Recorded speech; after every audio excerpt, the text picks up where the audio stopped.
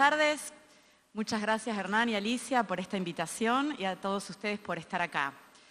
Hoy, les voy a compartir las transformaciones en los últimos años de acuerdo a los trabajos que hacemos, que tiene que ver con desarrollos de vivienda colectiva en edificios de propiedad horizontal, en terrenos más acotados, una escala menor a lo que ya estuvimos viendo hasta recién compañeros míos del panel, en general terrenos entre medianeras en zona centro de Rosario. No fue fácil cuando arrancamos en CMS Arquitectas con mis colegas Diana Chatelo y Paula Matiasevich, allá en el 2007, cuando pasamos de hacer proyectos para clientes particulares a ser desarrolladoras autogestionadas. ¿Y dónde radica esa diferencia? La diferencia está en la presencia de ciertos condicionantes que están en permanente tensión con el proyecto de arquitectura. ¿Que cuáles son? Bueno, por un lado una normativa municipal que hay que atender, el elevado costo de la tierra que tiene una incidencia alta en el valor total de una inversión y además esa incidencia aumenta si uno decide no construir la totalidad de metros cuadrados vendibles. Y también la presencia del mercado, la lógica del mercado, ¿no? Los proyectos tienen que ser rentables a un buen precio porque si no, no se venden. Y ahí está la principal encrucijada con la que nos encontramos al momento de encarar los proyectos de desarrollos. Y es cómo lograr una arquitectura con cierto valor pensando por y para el usuario con estos condicionantes tan estrictos. Arrancamos. Y bueno, hoy les comparto entonces unos 4 conceptos o criterios, hay otros por supuesto, pero que los tenemos en cuenta al momento de encarar los proyectos y que tienen que ver con la materialidad, los espacios semicubiertos, la vegetación y la interrelación entre interior y exterior. Con las transformaciones de los últimos años, con el tema, después de la pandemia y también con la necesidad de ciertas políticas de sustentabilidad, estos conceptos como que pasaron a tener mayor relevancia. Entonces, como les decía, uno de los primeros criterios proyectuales es una elección responsable de los materiales. Es decir, todo lo que sea los espacios comunes o la envolvente de los edificios se resuelven con materiales que tienen bajo costo de mantenimiento y un envejecimiento digno, como pueden ser el hormigón visto y el ladrillo rojo. Sabemos que la construcción de los edificios hacen a la ciudad que habitamos, al paisaje urbano, y es nuestra responsabilidad como arquitectos que ese paisaje no se convierta en un paisaje degradado y obsoleto en términos estéticos. En este sentido me refiero al diseño de las medianeras como parte de la envolvente de los edificios, como una fachada más, porque es visible desde diferentes ángulos del espacio público. También otro de los conceptos es el diseño de espacios semicubiertos generosos. Sabemos que la falta de balcones, terrazas o patios se puso muy en evidencia en la época del confinamiento por la pandemia.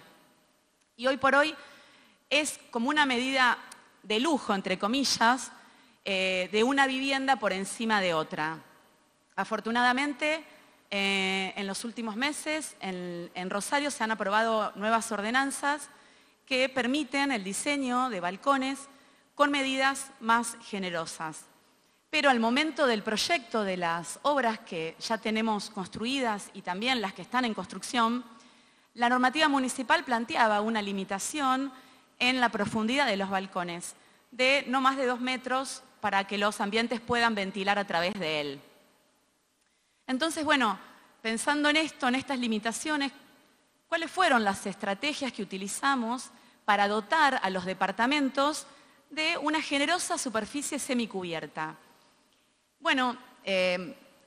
Como ejemplo, en este caso que estamos viendo, es un terreno muy acotado en sus medidas, un terreno en esquina, y la estrategia fue ocupar ambas fachadas con balcones corridos en su sentido longitudinal. De manera que el volumen de balcones adquiere protagonismo y también identifica formalmente al edificio y le confiere una imagen de fachada muy unitaria, ¿no?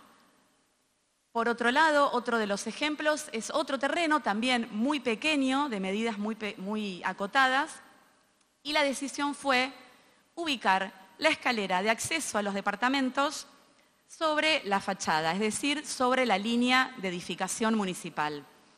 En este caso, los palieres se ubican en el volumen de balcones y tienen la misma lectura espacial y material. La intención aquí fue aprovechar ambos espacios como expansión visual uno del otro, siempre en la búsqueda de lograr mayor amplitud espacial, ¿no? En departamentos generalmente acotados con medidas muy acotadas. Otro de los ejemplos también, en este caso en un terreno algo más generoso, en donde tenemos 2 volúmenes de superficie cubierta, la estrategia fue dividir los balcones en 2, pero sin resignar superficie. Es decir, que se decidió tener un balcón principal como continuación de las salas de estar y un balcón de servicio como continuación del área de cocinar para alojar lavadero y tender. Otro de los conceptos que me interesa compartir es la inclusión de la vegetación como un material más del proyecto de arquitectura. En este sentido, hay como un cambio de paradigma porque se le asigna un valor agregado al edificio, es decir, la vegetación pasa a ser un bien común. En este sentido, lo que es mantenimiento, es decir, sistemas de riego por goteo, el reemplazo de ejemplares, etcétera, pasa a ser responsabilidad del consorcio. También en los últimos proyectos se diseñan un concepto de barandas que le da identidad a las fachadas. Se materializan con un cierto espesor para contener macetas con vegetación o se incorporan sistemas de tensores para que la vegetación cuelgue, trepe o invada. También se diseñan los espacios comunes con espacios verdes intercalados. Son espacios pensados para el disfrute, generosos, abiertos, luminosos. Uno circula a través de ellos para ingresar a los departamentos o simplemente para estar o forman parte de nuestro paisaje próximo.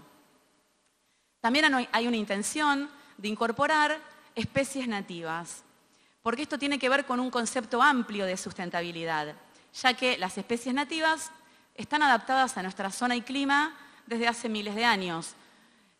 También atraen bichos, mariposas y aves que encuentran en ellas el alimento y lugar para nidificar, con lo cual, de alguna manera, estamos colaborando con el equilibrio del ecosistema. Y por último, otro de los criterios que tenemos en cuenta tiene que ver con la interrelación entre el espacio público, es decir, la calle, la vereda o una plaza, y el interior de los edificios, es decir, las plantas bajas. En este sentido, no solamente, una pregunta que nos hacemos es no solamente contribuir a las cuestiones estéticas, sino también cómo aportar a la seguridad de las ciudades. Quiere decir, cómo pensamos los proyectos de las plantas bajas, ¿no? Con cerramientos permeables, con alturas generosas, con llenos y vacíos, con recesos o patios delanteros, con una buena iluminación, etc. Un recurso que utilizamos mucho es el de la planta libre, ¿no? Para lograr este diálogo o esta estrecha vinculación con el espacio público. La utilización de una trama metálica o de perfiles metálicos, de alguna manera, cierra físicamente esa planta baja por cuestiones de seguridad, pero no visualmente.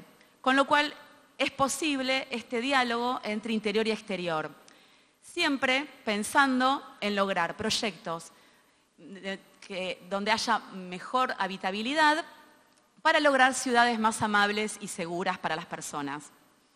Como conclusión, entonces, estos son algunos criterios, no todos, para seguir pensando esta tensión que existe en el proyecto de desarrollo, ¿no? En este caso de vivienda colectiva, entre una lógica de mercado que impone soluciones estandarizadas y la intención de lograr proyectos que tengan calidad espacial, que sean diseñados con criterios de sustentabilidad, pensados para el usuario que va a habitar esos espacios, proyectos que puedan ser apropiados, que logren cierta identidad y que de alguna manera se transformen en el lugar en el mundo para cada uno. Porque, como dice Jane Jacobs, el diseño es la gente. Muchas gracias.